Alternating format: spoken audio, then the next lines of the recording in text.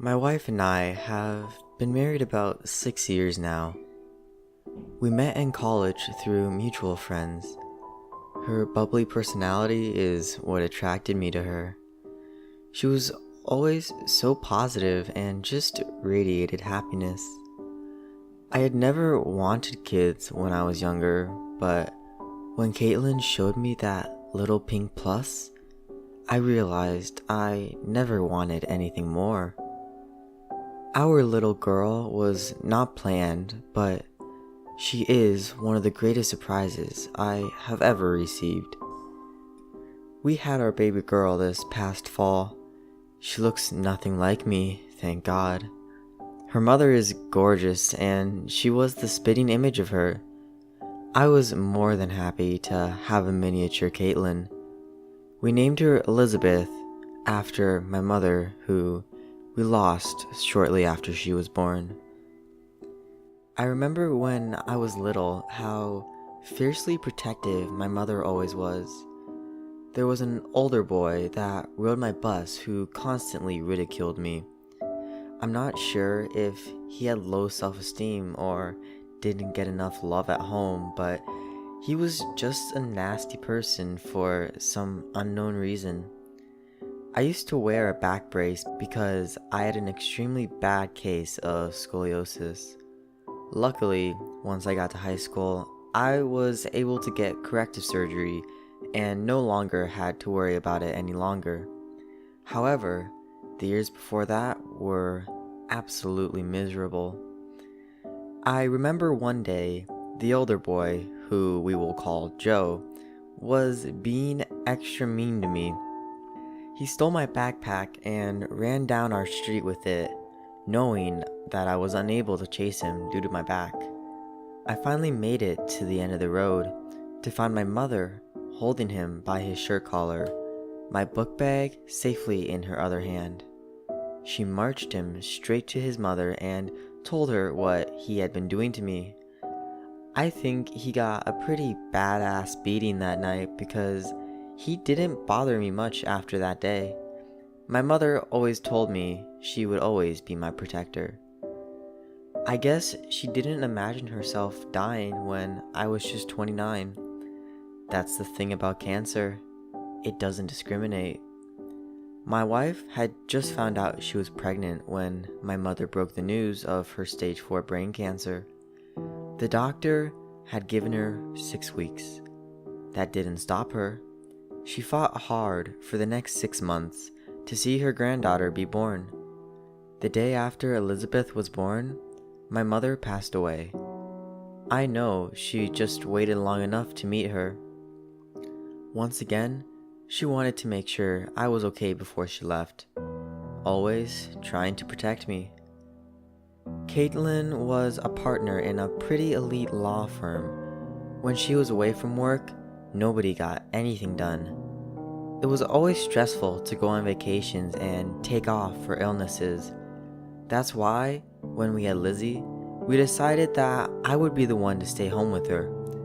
Caitlin would go back to work after 2 weeks of recovery, and I'd be Mr. Mom. I quit my shitty job at a well-known, unsavory department store. I'm sure you can figure out which one I'm talking about. The plan was for me to stay home with the baby for the first year. Then we would put her in a daycare and I'd find a new job. Caitlin made more than enough to keep us afloat, so it really didn't set us back any, and I was looking forward to bonding with my daughter. About 3 months in, that plan drastically changed. It was a cold day in January and also happened to be my 30th birthday. I was really missing my mom as it was the first birthday without her and she had always made me feel so special in the past. I was feeling pretty shitty already, and to top it off, Lizzie had been crying for close to 3 hours straight. I'm not sure if she wasn't feeling good or just felt the vibe I was giving off and was unhappy. Either way, I was beyond frustrated and made the decision to go outside for a quick smoke.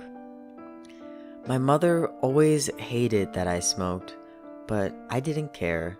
I was far too stressed out. I set Lizzie in her playpen and walked out the front door to the porch. I had been outside around 5 minutes when I realized I no longer heard Lizzie's cries. Assuming she had finally fallen asleep, I finished my cigarette, silently praising God for the peace and quiet. I started thinking about my mom and wished so badly she was there to help me. I smashed the butt of my cigarette onto the concrete step and headed back into the house. I immediately knew something was wrong. I could see straight through the kitchen and into the living room where Lizzie's playpen sat. The back door was hanging wide open.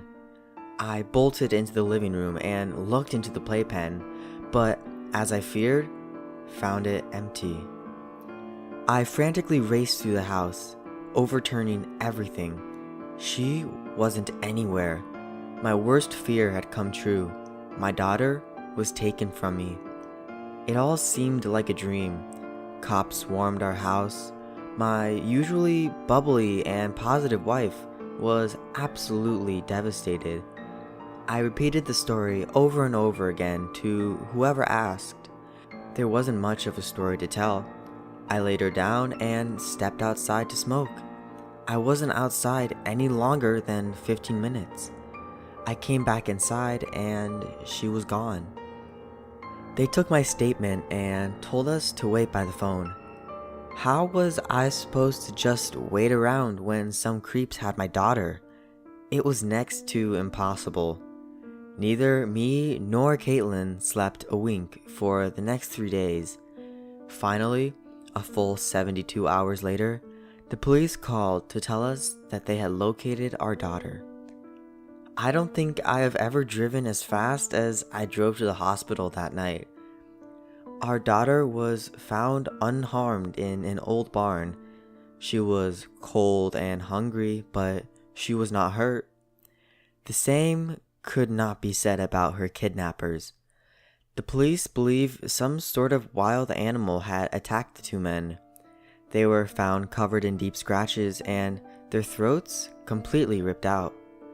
The cops said we got really lucky. 1, because the animal hadn't harmed our daughter, and 2, because the men were known fugitives. They were tied to several abductions and had ties in human trafficking. They planned on selling my daughter. We were able to take Lizzie home from the hospital that night. I had already changed the locks at our house and did not plan on letting Lizzie out of my sight for the rest of my life. I laid her in her crib and took a seat in the rocking chair across the room. I rocked softly as I watched her sleep. I sat for a few minutes just thanking God that she was okay. I knew that it had to be a miracle that she was found. I glanced over at the clock. It was 3:57 a.m., the exact time my mother had passed away. I felt my phone vibrate in my pocket. I took it out, assuming it was family checking up on us. I wasn't really wrong. The text had come from my mother's old phone. It had been disconnected months ago. Happy birthday, Mikey. I hope you enjoyed one last gift from me. And I thought I told you to quit fucking smoking. I smiled as I put the phone back in my pocket and looked over at my sleeping little girl. Like I said, my mom was always fiercely protective.